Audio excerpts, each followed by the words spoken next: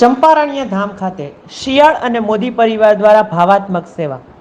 શ્રી મહાપ્રભુજી શ્રી વલ્ભાચાર્યજીના 547માં પ્રાકટ્ય મહોત્સવ નિમિત્તે હજારો ભક્તોએ બપોરના સમયે ફરાળ તથા સાંજના સમયે સખડી મહાપ્રસાદનો લાભ લીધો.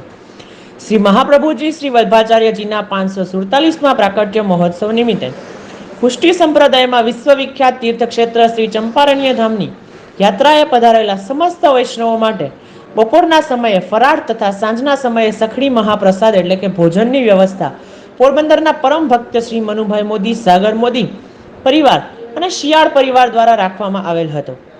શ્રી મનુભાઈ મોદી અને સાગરભાઈ મોદી દ્વારા સ્વયં પ્રસાદ પીરસવામાં આવ્યો હતો.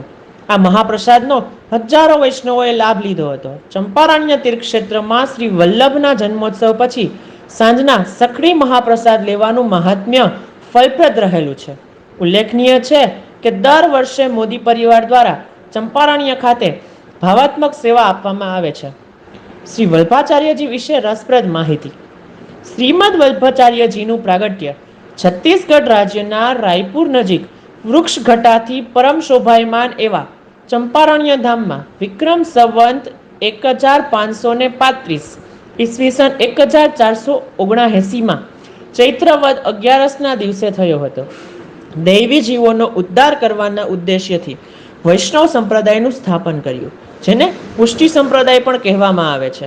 શ્રીમદ વલ્ભાચાર્ય વૈષ્ણવ સંપ્રદાયના એક પ્રસિદ્ધ અને તેજસ્વી આચાર્ય હતા.